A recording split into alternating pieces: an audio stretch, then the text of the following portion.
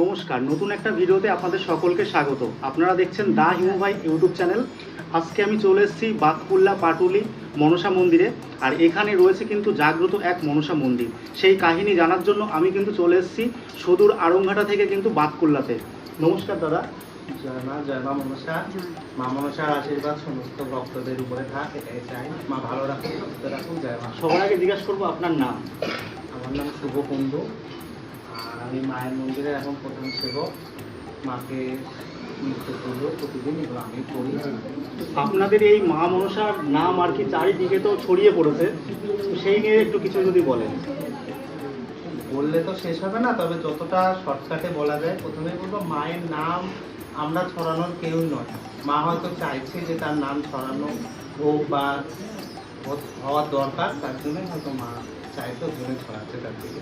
এই যে মা মনসাকে কিভাবে পেলেন যদি একটু আমাদেরকে একটু বলেন। প্রথমে বলবো মা এই আশা বা মা কৃপা করে এসেছে। সবচেয়ে বড় কথা, মা ভক্তদের কল্যাণের জন্য। আর মা বোঝে যে কোথায় গেলে ঠিক হবে। মানে এখন ম্যাক্সিমাম জায়গায় টাকা বা এগুলো কিন্তু একটা ম্যাক্সিমাম ব্যাপার হয়ে গেছে। মানে টাকা জিনিসটা মানে কিছু করলেই 2000, 3000, 5000, 10,000, এতে কি ভক্তরা মানে বিভ্রান্তের মধ্যে পড়ে যাচ্ছে যে এত টাকা, তারপরে দেখা গেল কাজ হলো না, তার মধ্যে মানুষের বিশ্বাসটা খেলা হচ্ছে। তো মা এসছে এখানে, প্রথমেই বলেছে যে তুই কারো কাছ থেকে টাকা পয়সা নিবি না, যারা খুশি হয়ে তোকে যা দেবে তাই দিয়ে আমার সব হবে। তো মাকে আমি এতদিন প্রচারের মাধ্যমে আনিনি এই কারণেই, কারণ আমার মনে হয়েছিল মা আমার কাছেই থাক, আগে মাকে আমি বুঝি মা কি জিনিস, কারণ মা ব্রহ্মময়ী। হ্যাঁ, মাকে বোঝা আগে বুঝতে হবে, সে কি বস্তু কি পদার্থ সেটা বুঝতে হবে। তো হয়তো এখন মা, আমি 10 বছর ধরে, মানে মা এখানে রয়েছে 40-50 বছর ধরে, আমি গত 10 বছর ধরে মাকে এইভাবে ভজন সাধন করছি। তা 10 বছরে যতটা বুঝেছি যে মা কিন্তু ব্রহ্মময়ী, মা জগৎজননী, মানে আমাদের ধরাধামে একটা পাতাও পড়ে তার ইচ্ছায়। ঠিক আছে, ভগবান এক এবং অদ্বিতীয়, যে মা কালী, যে মা মনসা, সেই কিন্তু কৃষ্ণ, সবই এক। ঠিক আছে, তো আমরা ভিন্ন রূপে সবাইকে দেখব। তার থেকে দাদা যেটা আমাকে কোশ্চেন করলো যে আজ থেকে মোটামুটি 40-45 বছর আগে মায়ের আগমন, তখন এখানে সম্ভবত খুবই জঙ্গল ছিল। তখন আমার ঠাকুমা আর কি, মানে আমাদের বংশগত যেহেতু, আমার ঠাকুমা কিন্তু এখানে ফার্স্ট মাকে প্রতিষ্ঠা করে। এবং প্রতিষ্ঠার মতো অনেক ব্যাপার আছে। আমাদের খুবই অভাবের সংসার ছিল, অনেকগুলো ছেলে পেলে ছিল, আমার বাবা সবাই বা আমার ঠাকুমার সন্তানরা ছিল। তো তাদের খাওয়া জুটতো না, এতটাই কষ্ট ছিল, খুদের চালের ভাতটুকুনো একবেলা জুটতো না। তার মধ্যেই মায়ের আগমন। আমার বাবার হঠাৎ করে শরীর খারাপ হয়, কতগুলো ভাই বোনের মধ্যে। তো শরীর খারাপ হওয়ার পরে তখন তো এত ডাক্তার ছিল না, এত কবিরাজি ছিল না, এত ঠাকুর বাড়ি ছিল না। তো ঠাকুর এক জায়গায় খোঁজ পেয়েছিল, সেখানে গেছিল প্রথমে, সেখানে মা মনসা ছিল। তো সেখান থেকে মায়ের আশীর্বাদ আর ঘটের জল দিয়েছিল। তো খাওয়ার পরে আমার বাবা ঠিক হয়ে গেছিল। বাবার হয়েছিল কি এক সাইডটা পুরো পড়ে গেছে, বুঝতে পারতো, এক সাইডটা পুরো পড়ে গেছে।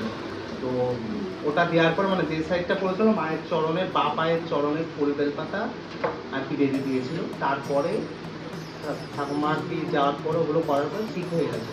ঠাকুমা পুজো দিতে গেছিলো ওখানে, পুজো দেওয়ার পরে তখন আর কি মাকে চেয়েছিল যে আমারও যদি এরকম একটা মায়ের মন্দির হয়।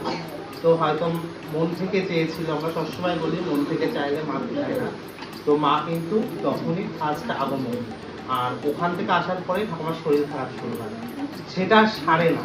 হ্যাঁ, তার ঠাকুমা অনেক ডাক্তার দেখেছে, তারপরে মা স্বপ্নে বলছে আমি তোর সাথে চলে এসেছি, তুই আমাকে প্রতিষ্ঠা কর। তখন ঠাকুমা বলে আমার ছেলে পেলে নিয়ে আমার সংসার চলে না, তোমাকে কি করে আমি প্রতিষ্ঠা করবো, কি করে সেবা দেবো, আমার কাজ না করলে সংসার চলে না।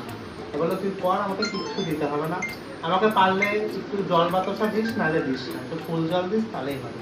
তো ফার্স্ট ঠাকুমা একটা পট নিয়ে পুজো করে, মানে একটা ফটোতে পুজো করার পরে তখন আর কি ভক্ত, এত জনবসতি ছিল না, আজ থেকে 40-45 বছর, মানে এইসব জায়গাতে তখন কারেন্টও ঢোকেনি, অনেক জায়গায় কারেন্ট ঢোকেনি, রাস্তা পাকা হয়নি, অনেক উন্নয়ন হয়নি, অনেক বছর আগেকার কথা। তো ওরকম করে পুজো করতে থাকে, পুজো করতে করতে তখন মা বলে এবার মায়ের এসছে ভক্তদের কল্যাণ করা, আমাকে প্রতিষ্ঠা করা। তখন বললো তুমি কী করে করবো? তখন বললো তুই কালকে 7 দুয়ার, ওই গ্রামে যে 7 দুয়ার ঘুরবি, ওখান থেকে তোর টাকা উঠে যাবে। ওটা দিয়ে আমাকে প্রতিষ্ঠা করে। তার মায়ের কথা মতন ঠাকুমা এক গ্রামে গেছিলো, গ্রাম থেকে টাকা উঠে গেছিলো। ফার্স্ট মাকে এইটুকুন মূর্তি এনে পুজো করা হয়। তার মায়ের এইখানে যে এখন বেদিটা ঘরটা দেখছো, এটা একটা অলৌকিক। ঠাকুমা বলে তখন ধরো জঙ্গল ছিল, বললো কোথায় প্রতিষ্ঠা করবো? তখন বললো যে কালকে ভোরবেলা উঠে যেখানে দেখবি 3টে সাপ একসাথে বেদি পাকানো রয়েছে সেখানে আমার বেদি করবি। তো যেখানে এখন মায়ের বেদি রয়েছে এখানে ছোট্ট 4-5টা ইট দিয়ে বেদি করে এবং কুঞ্চি চারপাশে দিয়ে মাটির দেওয়ালে লেপে মায়ের ফার্স্ট প্রতিষ্ঠা রাস পূর্ণিমা, মানে আজ থেকে 40-45 বছর আগে 12ই অঘ্রাণ রাস পূর্ণিমা পড়েছিল, ওই দিনকে মায়ের প্রথম প্রতিষ্ঠা। তো প্রতিষ্ঠা করার পরে আস্তে আস্তে আস্তে মা সব আদেশ দেওয়া শুরু করে। তো ঠাকুমার মতো পুজো করে 2000 সালে মারা যায়। তারপরে তো মায়ের এমনি নর্মাল পুজো হতো, কিন্তু মাকে এইভাবে ভক্ত দেখা হতো না। তো মা তখন বলেছিল যে আমাকে নিয়ে, তখন আমরা খুবই ছোট, আমার মাকে বলেছিল, মা বলতে দেখো আমার ছেলে পেলে ছোট, আমি দিতে পারবো না, যখন সময় হবে বলে চলে 2012 সালের পরে আমি আমাদের পুজো পাঠ ঠিক আছে আমি আসবো। যখন 12 সাল যায় তারপরে ঠিক 12 সাল যাওয়ার পরে 13 সালের ফার্স্টের থেকেই আমরা মাঝে সাঝে স্বপ্ন দেখতাম মাকে পুজো করছি, কালী পুজো করছি, এটা করছি। প্রথমে আমি দেখতাম, আমি এগুলোকে একদমই তুচ্ছ ভাবতাম, আমি তো হয়তো ঠাকুর নিয়ে পুজো করি ওর জন্যই দেখি। তো তারপরে কিছুদিন শুরু হলো, আমি যা স্বপ্ন দেখতাম আমার বাবা মাও একই সেম স্বপ্ন রাত্রিবেলা দেখতে দেখতে তখন আমরা ভাবলাম যে কিছু তো তখন আমরা ভাবছি যে যাই হোক ভুল ত্রুটি হবে হয়তো। তারপরে স্বয়ং মা কালী, ওনার তখন প্রতিষ্ঠা ছিল না, শুধু এই মায়ের প্রতিষ্ঠা ছিল। উনি তখন একদিন আমরা ছিলাম না, এই যে মায়ের সামনে যে বারান্দা এখানে দাঁড়িয়ে ছিল অনেক রাত্রিবেলা, সেটা আমি ওনার মুখ দর্শন করতে আমি পেরেছিলাম না, তবে মুখটা দেখে অজ্ঞান মতন হয়ে গেছিলাম। এই যে প্রচুর প্রচুর ভক্ত এখানে আসছে, এসে নাকি সুস্থ হয়ে যাচ্ছে, এটার ব্যাপারে কিছু কি বলতে চাও? এটার ব্যাপারে বলতে দেখো, আমার প্রথমে ওষুধ বলেছি মায়ের ঘটের জল, ঘটের মাটি আর মায়ের চরণের জল। এটা মা আমাকে স্বয়ং স্বপ্নে এই হাতের তালুতে মাটি দিয়ে গেছিল। এবার ওই মাটিটা মায়ের এই ঘটে প্রতিষ্ঠা করা, ওই মাটিটাই সবাই পায়। হ্যাঁ, অনেকে টিউমার, ক্যান্সার অনেক কিছু ছেড়ে যাচ্ছে। আমাকে আজ তো হোয়াটসঅ্যাপে 4-5 জন মেসেজ করেছে যে মানে আজ থেকে 15 দিন আগে একজন এসেছিল, ওনাকে ডাক্তার বলেছিল অপারেশন করতে হবে। দিদি এসে খুব কান্নাকাটি করছিল, দুর্গাপুর থেকে এসেছিল, বললো যে করেই হোক যাতে, মানে ওনার ওটা অপারেশন করলে ক্যান্সার হবে, এদিকে অপারেশন না করলে খারাপ হবে, মানে এমন একটা জায়গায় পড়ে গেছিলো। তো আজকে আমি বলেছিলাম দিদি আজকে তোমাকে 5 দিনকার জিনিস দিয়েছিলাম, আমি মাকে বাজি রেখে 5 দিনকার জিনিস দিলাম, তুমি 5 দিন পর টেস্ট করবা। তো 5 দিন পর টেস্ট করছি, টেস্ট ভালো এসছে। ডাক্তার এখন অপারেশনের কথা না করেছে, এখন ওষুধ চলছে, আবার আসবে মায়ের কাছে হয়তো 2-3 সপ্তাহের মধ্যে। এই টিউমার নাকি প্রচুর প্রচুর টিউমার সেরে গিয়েছে, হ্যাঁ, এটা কিভাবে এটাও সম্ভব? কিন্তু অলৌকিক, মানে এই যে মাটিগুলো মানে ভক্তরাই তো, ভক্তদের মুখে জয়, ভক্তদের মুখেই হয়। তো অনেকেই ভক্তরা হয়তো বলতো আমার এখানে কি টিউমার, মানে ফার্স্ট আমার যেটা ভক্ত দেখা, তুমি এটা মাটি কিছু দেওয়া, তখন আমি কি দেবো, মাটির মাটি দে। তো মাটিটা দেওয়ার পরে কিন্তু আস্তে আস্তে তো টিউমারটা বেরিয়ে একটু প্লেন হয়ে গেছে। তো এখানে একজনের কথা বললাম, তো এরকম প্রচুর আছে। ফিস্ট, পেটের মেয়েদের যে ফিস্ট আর টিউমার, এটা কিন্তু মায়ের মধ্যে সবথেকে অনন্ত বেশি, রোগ, মানে এটা হবে মানে গ্যারান্টি। আচ্ছা, যাদের নাকি বাচ্চা কাচ্চা হচ্ছে না, তারা কি এখানে এসে কি বাচ্চা কাচ্চা কি লাভ করছে? অবশ্যই আমি এটার কি প্রমাণ ওষুধটা দেবো। ওষুধটা কি দাও? এটা মায়ের স্বপ্নাদেশে একটা গাছের শাক দেওয়া হয়, একটা গাছের শাক আর মায়ের পায়ের থেকে 7টা জবা ফুল। এটা 3 মাস ফার্স্ট ওষুধ চলে, কারো 1 মাসে ধরে, কারো 2 মাসে, কারো 3 মাসে ধরে। যদি কারোর খুব প্রবলেম থাকে সেটা 6 মাসে, যদি কারোর না হয় সেটাও মা বলে দেবে যে তোর ফল নেই, কিন্তু যাদের ট্রিটমেন্ট চলবে তাদের বাচ্চা পাবে। আর তো আসবে, তোমরা ভিডিওতে দেখে নেবে, অবশ্যই ভিডিওতে আজকে কিছু ভক্ত আসবে, তারা এই রিসেন্ট 2-3 মাস হলো বেবি এসছে। কত দূর থেকে এখন সবাই আসছে? এখন ভিডিও করার পরে মানে ভারতবর্ষ, টোটাল ভারতবর্ষ সব প্রত্যেকটা প্রান্তের থেকে আসছে। হ্যাঁ, একদম একদম। এমন শুনলাম নাকি বাংলাদেশ থেকেও নাকি এসেছে। হ্যাঁ, বাংলাদেশ থেকে কিন্তু গেছে, বাংলাদেশ থেকেও সবাই ভিসা করে আসছে, লন্ডন থেকে আসছে একজন, উনি ভিসা করেছে, ওনার হয়তো এর মধ্যে কিছু হবে। আর তাছাড়া আমেরিকার থেকে ফোন আসছে, আরো অনেক দেশ বিদেশ থেকে ফোন আসছে, তবে পাকিস্তান থেকেও এসেছিল। পাকিস্তান থেকে, কিন্তু পাকিস্তানের ফোন আমি রিসিভ করিনি। হ্যাঁ, আমি জানি না এটা আমি মার কাছে অন্যায় করেছি নাকি, আমার তখন যুদ্ধ চলছিল, সেই কারণে পাকিস্তানের ফোন রিসিভ করিনি। আমি তোমার কাছে একটা কোশ্চেন আছে, ভগবান কি জাতপাত কি মানেন, কি বলে মনে হয়? আমি একটা জায়গায় গেছিলাম, সেখানে আমি ভিডিও করেছিলাম, সে দেখতে পেয়েছিলাম যে নাকি বলছে আর কি, সেখানেও নাকি ভর হয়, ভরে বলছে যে ছোট ঘরে আছে, নিচু ঘরে আছে, এমন আমার কাছে সেরকম ফুটেজও আছে। এটা কি বলতে হবে এই নিয়ে? আমি প্রথমেই বলবো, মানুষের ধর্ম যেমন আমাদের হিন্দু ধর্ম যেমন একটা, জাতও একটা। এখানে কেউ জাত বিচার করবে না, কারণ স্বয়ং মায়ের সন্তান, জিম এত রোম সবই মায়ের সন্তান, ঠিক আছে? তো যে কেউ জাত বিচার করবে না। যারা মায়ের ভজন সাধনা করে, আমিও একটা মায়ের সাধক, আমি কারণ আমি নিন্দা করবো না। যদি কেউ বলে থাকে নিচু জাত, নিচু ধর্ম, এটা অন্যায় করছে, এটা কখনোই বলা উচিত না। মায়ের কাছে সবাই সমান। আমরা জগন্নাথ ক্ষেত্রতে আমরা দেখেছি যত নিচু কাস্টের আছে তারাই কিন্তু জগন্নাথের সেবা করছে। তো এটার মধ্যে একটা বিশেষ ব্যাপার আছে। সমস্ত ধর্ম বর্ণের মানুষ কি এই মন্দিরে কি আসতে পারে? অবশ্যই অবশ্যই, এখনো আমাদের মায়ের মন্দিরে মুসলিম, খ্রিস্টান, বৌদ্ধ ধর্ম, জৈন ধর্ম এখনো পর্যন্ত সবাই এসছে, ভবিষ্যতে আরো আসবে। সবার জন্য মায়ের দরজা সমান, মানে খ্রিস্টান হোক, মুসলমান হোক, সবাই মায়ের সন্তান। আর হিন্দু ধর্মের মধ্যে যারা জাত বিভেদ করে, উঁচু জাত বলে নিচু জাতদের খারাপ মন্তব্য করে, এটাকে করবেন না।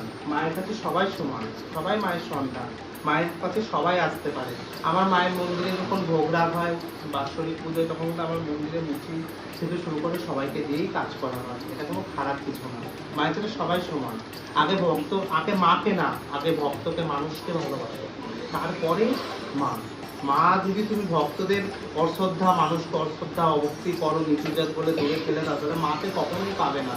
চৈতন্য মহাপ্রভু কিন্তু সবার সাথে লীলা করেছিল।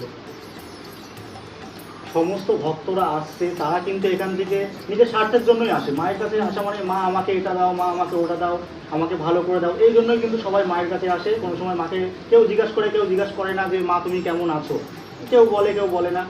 তো যারা আসছে এখান থেকে সুস্থ হয়ে যাচ্ছে, উপকার পাচ্ছে, তারা কি কোনো সময় আবার রিটার্ন আসছে, কিংবা তারা কি আরো মানুষজনকে পাঠাচ্ছে আমি ওই জায়গাটায় যে সুস্থ হয়ে যাচ্ছি, এই নিয়ে কি বলতে চাও?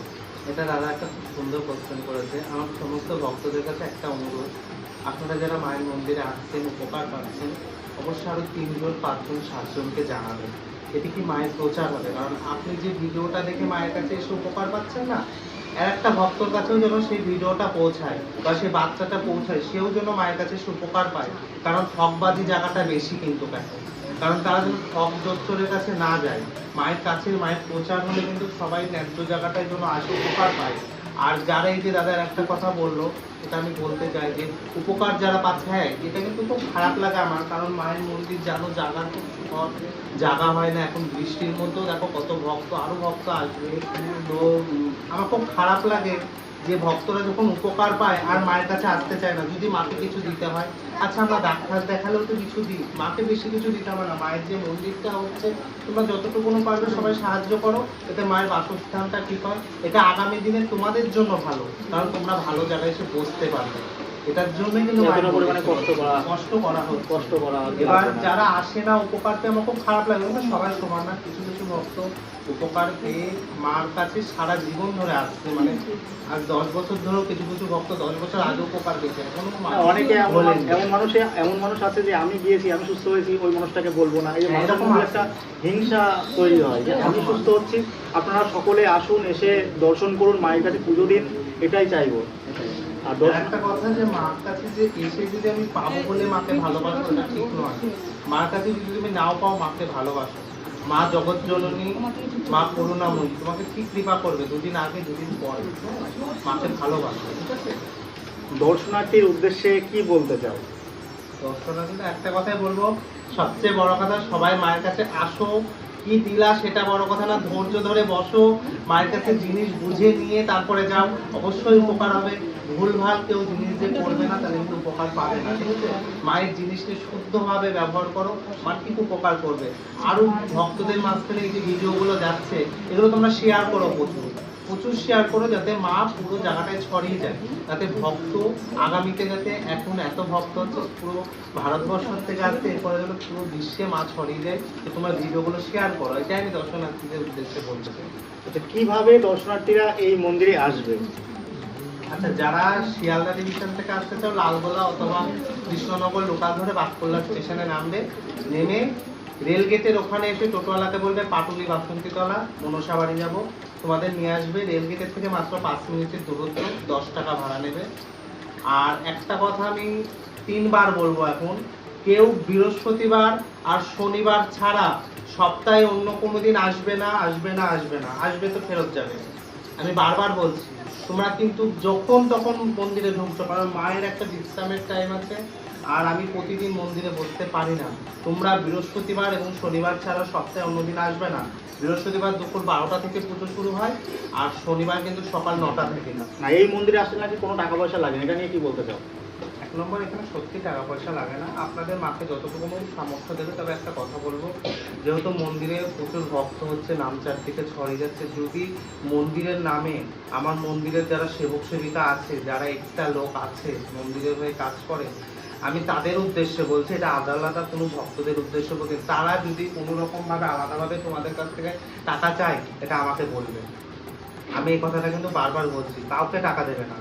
তুমি আগে টোকেন নেওয়া থেকে শুরু করে কোনো কিছুতে যদি কোনো ভক্ত বলে, আমি যদি শুনতে পাই, তোমরা আমাকে বলবে, কারণ আমি যেন এরকম কিছু না শুনতে পাই। কারণ মন্দির কিন্তু টাকা নেওয়া হয় না। যারা মন্দিরের সেবক সেবিকা মন্দিরের হয়ে কাজ করছে, তারা যেন কেউ যদি টাকা চায় আপনাদের কারো কাছে, আমাকে জানাবে ডাইরেক্ট। তোমরা ডাইরেক্ট এসে দাদার সঙ্গে বলবা, দাদা অবশ্যই সেই জিনিসটা সলভ করে দেওয়ার চেষ্টা করবে। কারণ ফোন নাম্বার হয়তো, আর একটা কথা ফোন নিয়ে বলি, ফোন নাম্বার হয়তো আমার সেবক সেবিকাদের অনেকের কাছে দেওয়া রয়েছে। তো তারা যদি কোনো রকম টোকেনের জন্য, আগে টোকেন বা আগে লাইনের জন্য টাকা চায়, সেটা আমার সাথে তখন না বললেও, যখন আমি মন্দিরের প্রতিকারটা দেবো, আমাকে জানাবে একবার যে এই মানুষটা এই নাম্বারে ফোন করেছিলাম, আমার কাছে এই টাকাটা দাবি করেছে, অবশ্যই জানাবে। টাকা পয়সা কোনো ব্যাপার না, না, টাকা পয়সা কাউকে দেবে না। মানে ভক্তি ভরে যে মায়ের যে প্রণামী হোক, যা হোক না কেন, মাকে যা দেবে আর কি। এটাই বলবো, যারা উপকার পাচ্ছ এবং যারা মন্দিরে আসছো, উপকার পাচ্ছ তারা তো দেবেই। যারা মন্দিরে আসছো, চেষ্টা করবে কিছু কিছু করে দিয়ে যাতে মায়ের মন্দিরটা হয়। 100-200 টাকা দিলে মন্দিরটা হয়ে যাবে, এটাই বলবো, তার থেকে বেশি কিছু বলবো না। আর যার ক্ষমতা থাকবে না, সে দেবে না। কারণ যার আছে সেও মায়ের সন্তান, যার নেই সেও মায়ের সন্তান।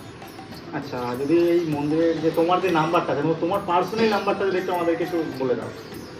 আমি নাম্বার বলতে পারি, তবে ভক্তদের একটা কথা বলবো, কেউ 8 বার 10 বার 20 বার ফোন করার দরকার নেই। একবার করে কল লিস্টে ফোন করবে। আমি যদি 2 দিন পরও ব্যাক করি, ঠিক ব্যাক পাবো। আমি নাম্বারটা ওই কারণেই বলছি, আমি কয়েকটা নম্বর দাদার ডেসক্রিপশন বক্সে থাকবে, স্ক্রিনে থাকবে, আমি কয়েকটা নম্বর দিয়ে দেবো। কাউকে ফোন করে জ্বালাবে না, কারণ প্রচুর ফোন আসে আমার কাছে, প্রতিদিন 300, 400, 500 করে ফোন আসছে। এবার আমি তো একটা মানুষ, এটা বুঝতে হবে। হ্যাঁ, তো ফোন না ধরলে কেউ খারাপ ভাববে না। ফোন করার ব্যাপারটা যদি একটু বলে দাও, টাইমিং যদি বলে দাও, এই টাইমের মধ্যে সকাল 11টা থেকে দুপুর 2টো করবে, আর এদিকে রাত 8টা থেকে রাত 10টা পর্যন্ত ফোন করবে। সকাল 11টার আগে যে সমস্ত ভক্তরা ফোন করবে, আমি ফোন ধরতে পারবো না, কারণ মায়ের মন্দিরে পুজোর কাজে ব্যস্ত থাকি, যদি একান্ত প্রয়োজন না হয়। ঠিক আছে, আমি নাম্বার বলছি 8967246451। আবারও বলছি 8967246451। আর একটা নাম্বার বলে দিচ্ছি 9933860659। আবারও বলছি 9933860659।